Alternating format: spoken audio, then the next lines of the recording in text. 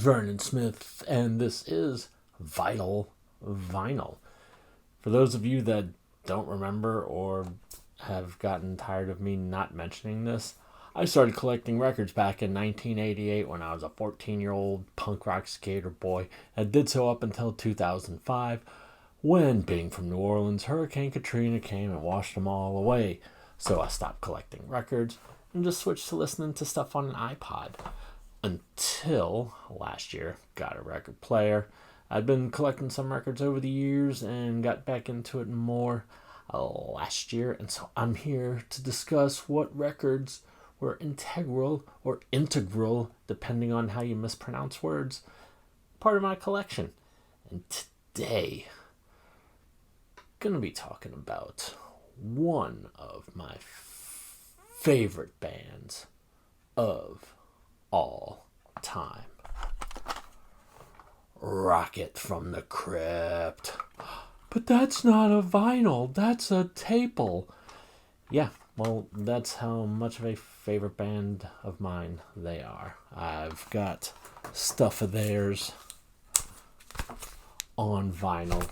I've got stuff of theirs on cassette. And I got stuff of theirs on CDs. CDs nuts. Right here. So, if you're new here, well, this is what goes on. Welcome aboard. If you're old here, welcome back. Right, so Rocket from the Crypt, no lie, one of my favorite bands of all times. One of the bands that I've seen the most times. Three bands that I've seen the most in my life are Melvins, Rocket from the Crypt, and NoFX. Yeah, all three of those bands used to come here a lot. They might still, but I'm old and I don't go to shows anymore, so I'm sure NoFX still does. They're still kicking ass. I know the Melvins do. They came here last year, but I missed it because of COVID. And Rocket from the Crypt does not, because they broke up probably about 10 years ago now. Actually does make me sad because they were very, very, very, very, very, very rockin'. They've had side projects and other bands, usually like the singer John Reese starts other bands, and they're okay. But, dude, it's just nothing like Rocket from the Crypt. I got into them, I believe, in 1993. They were coming here to play at a place called Howlin' Wolf. My buddy Jay was talking about it, and I was like, okay, yeah, sure, that sounds good, I'll go. I don't know anything about the guys. And I went, and I was like subtly blown away. Like, I was like, oh my god, it blew my mind. But I was like, wow, they were really good. It was interesting. I liked them a lot. And then I saw like a 7-incher that they put out. So I picked it up. I believe it was the Boy Chucker 7-incher, for those of you that care. Oh, and another format, in addition to all those that I have Rocket from the Crypt music on, is also right behind me. No, not 8-track, but iPod digital. Yeah, so I picked up that 7-incher, and then picked up one or two more not too long after that. And then started seeing their full-length albums. I did not get their first album, which was called Paint as a Fragrance, which I believe, yes, I do have on compact disc. I don't have it on uncompacted disc, as in records. I used to have all of this stuff of theirs on vinyl, but it did all get washed away. And when I went back, I cleaned a couple of records, but not any of my Rocket from the Crypt ones, which was a big mistake, because now you cannot find any of it on vinyl except for Group Sounds and Live from Camp X-Ray, which is not a live album. It's just what they call it. So that's cool. But kind of in a way, most of their albums are live albums. Not that they're recorded at a club, but that it would just be the band, like 5 or 6 guys. Because they have like the singer who plays guitar. They have another guitarist and a bass player, drummer. But then they've also got like a trumpet player, a saxophone player, and a trombone player, I believe it is. They had 3 horns in the band, and it's just like subtle horns, like it's just kind of laying a melody, like not really, like, nothing like that. No like horn solo, like Louis Armstrong, Kermit Ruffins type stuff. But yeah, just kind of like subtle, just like going with the rest of the music. Just really kick ass. Don't know what I was saying before that, but oh yeah. So they would record their albums live. They would just get everyone together. They wouldn't like do, okay, we're going to do some guitar tracks, then we're going to go back and we're going to lay this over it, and just like multi-track recording of stuff. They would just get the band together, they would play, and they would record it, and then that was the album. And it sounded amazing. They were just really tight, really good. I'm sure it took like several takes and stuff, and they would do the best ones, but the fact that it was just all of them jamming together, and that was recorded as the album. I don't know. To me, that's pretty cool. So in that sense, it's Live from Camp X-Ray, if Camp X-Ray was the name of a studio.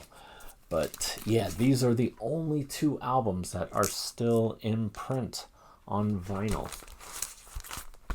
But yeah, before that, I had all of them. I had Scream Dracula Scream, which is an amazing album. It was their major label debut on Interscope Records. Now this, even though I have this, just spoiled it. I actually made this. See, look, it's a TDK tape. There's nothing on this yet, but I plan to record it because I've got the album on my iPod.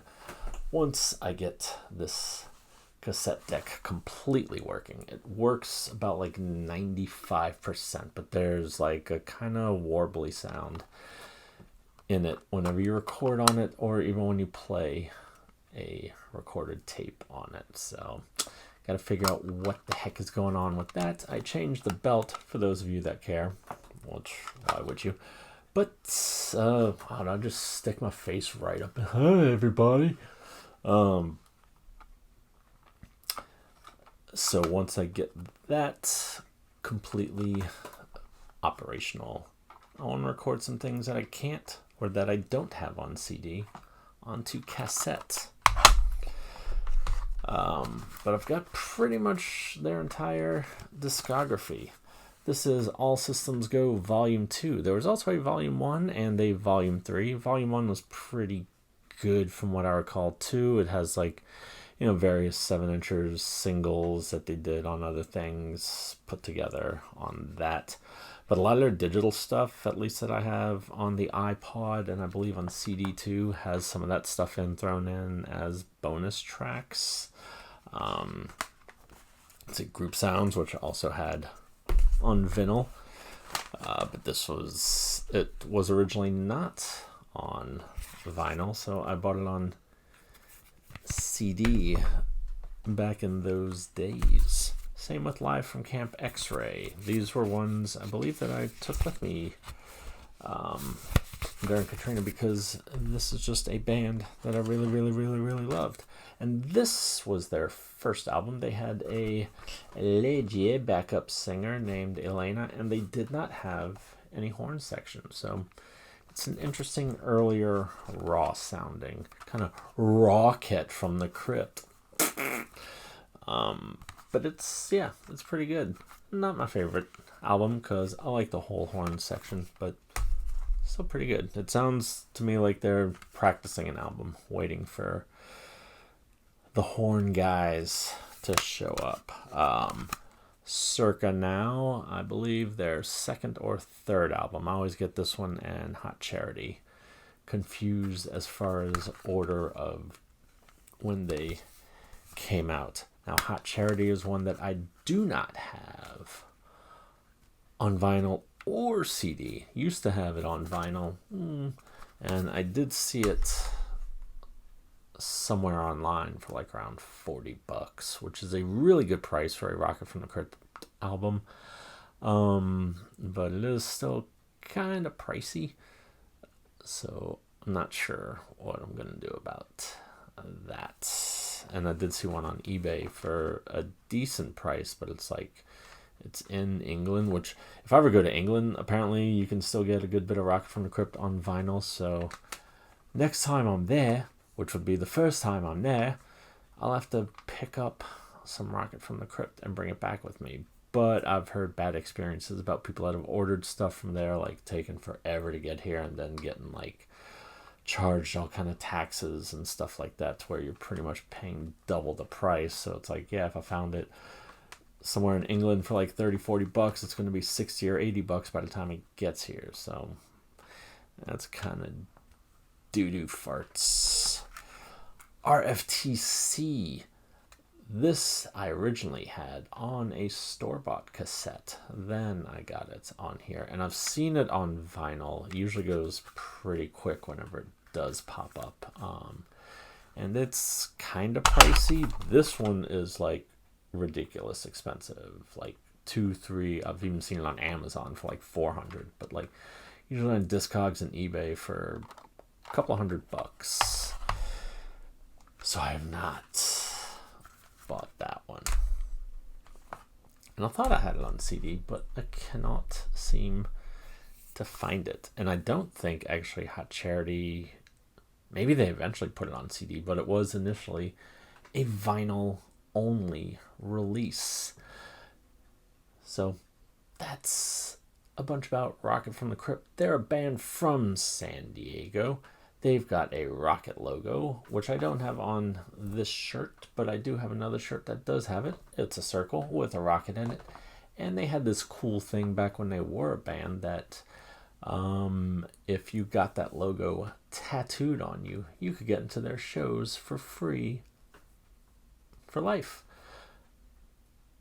Which was cool. A buddy of mine got that, and he was able to get into the shows, but then that kind of sucks now because they aren't a band anymore. They still occasionally tour, but it'll be like one show in San Diego, one show in California, 6 shows in Germany, and a couple of shows in England or something like that. Like they're just all over the place. And it's like, come back here to New Orleans. You've played here a bunch of times, so you know you've got a crowd here. If not, you'll at least have me here. And isn't that all you want? Just me standing there going, I haven't seen these guys in so long. Because I would totally do that. But I would invite a bunch of other people to come and do that too. So if you're watching this out there, Mr. from the Crypt, I don't know you well enough to call you Rocket.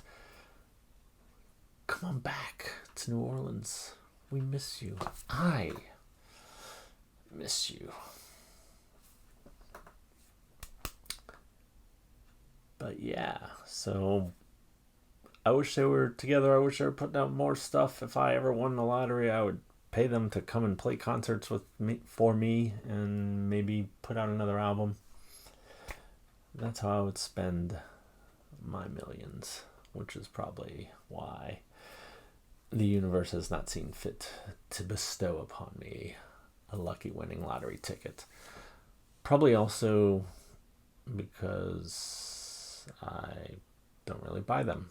So that's probably how that works as well. But anyway, Rocket from the Crypt. If I remember, because sometimes I do. I will put a link to some of their jams in the description. And then you too, on YouTube, can rocket some Crypt action. And you'll be glad you did, I guarantee. And I also guarantee if you don't like it, then you won't be glad you did. So put that in the bank, ladies and gentlemen. On that note, I'm going to head on out.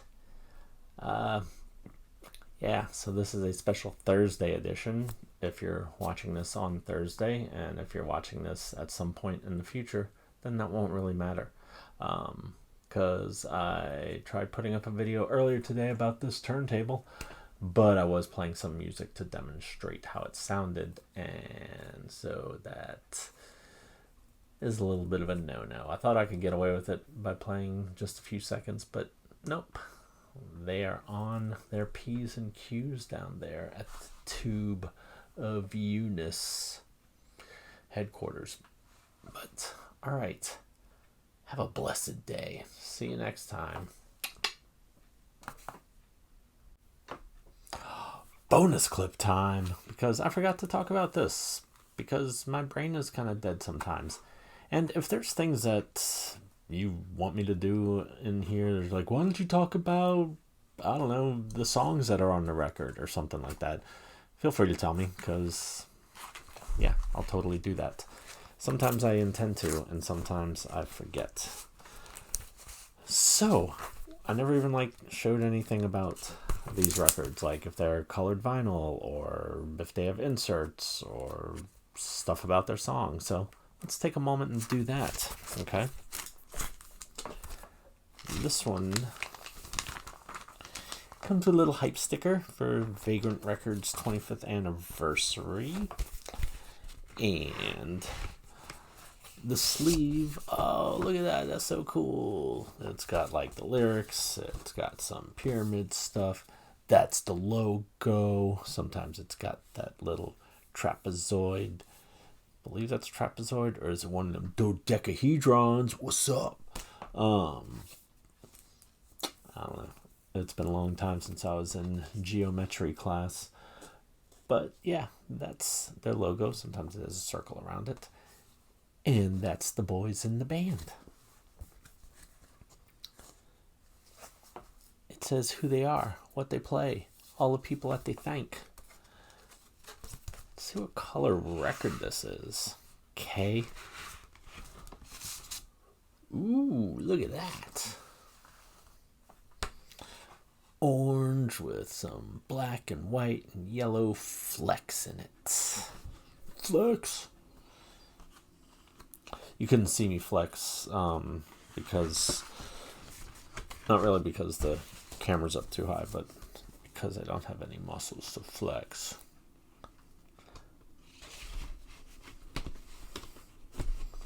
Okay. Track time. Track talk. Side 1, Straight American Slave. A kick-ass tune. It just punches you right in the guts, right when the needle drops, or right when the laser hits it, or right when the tape head goes across the cassette, depending on the format of your choice, boys and girls. Carne Voodoo, pretty good. White Belt, also rocking. Out of Control, not too shabby. Return to the Liar, Heart of a Rat. Dude, Venom. That is just kind of slow and steady jam. Kicking ass. One of those slow then heavy kind of things. Savoir Faire. Side 2, SOS, kind of slowing it down there. Bad Seeds. This Bad Check is gonna stick. That is an amazing song. I love it. Spitting, also rocking, and then wrapping it up with Ghost Shark, where it's another kind of just slow, jammy way to round out an album. This band is very riffy in their sounds, just a lot of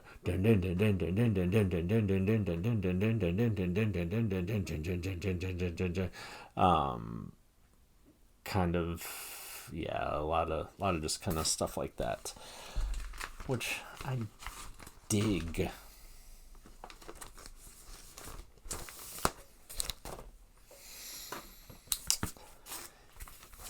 second vinyl record of theirs.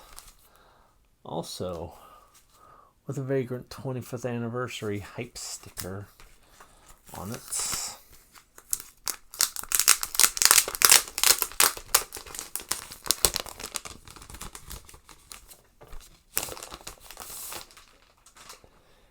And this, which is fascinating, especially since you're not really here to experience it firsthand, but the CD of this was not in a jewel case. It's one of those like kind of cardboardy paper type jackets.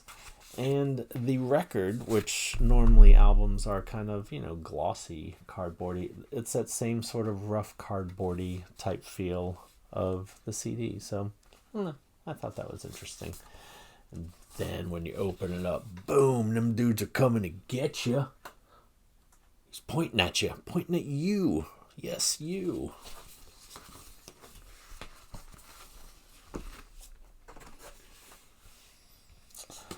And yeah, more lyrics, songs. But I'm not invisible. That's how this one starts off too. They always pretty much all of their albums start with just like a kick-ass jam. Although others end with start with like a kind of slow jam just to sort of introduce you. But either way, it's always a jam of some sort. So get your peanut butter ready, because it's just a jam. Well, this one's kind of the same, but instead of orange, it's yellow with some black and an orange label that has the cover on it.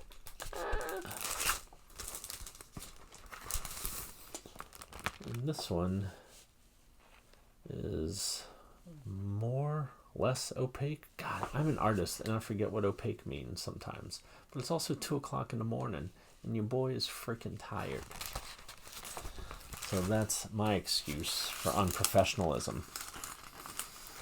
I don't know what my excuse is on all the other days when I'm not unprofessional or professional.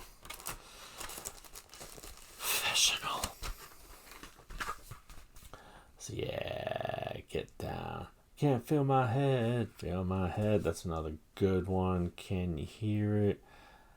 I want to know what I want to know. Nice. Bring Us Bullets, side B, song 1. Bucket of Piss, ew. Dumb, blind, and honey, Outsider, and then ending with Too Many Balls. I think we can all identify with that one. And it actually does kind of end the same way a previous album ends, I believe was Hot Charity or Circa Now, which, like I said, I kind of get those two confused sometimes, and the V-Man needs to go sleepy sleeps. So, alright, yeah, if there's any kind of stuff that you're like, yeah, I wish you would do this on your show, feel free to tell me. But if not, and this show is perfectly shitty just the way it is, then I hope you continue to tune in, because I'll keep making them as long as y'all keep baking them. That was the worst sign-off of all time. So, alright. Toodles.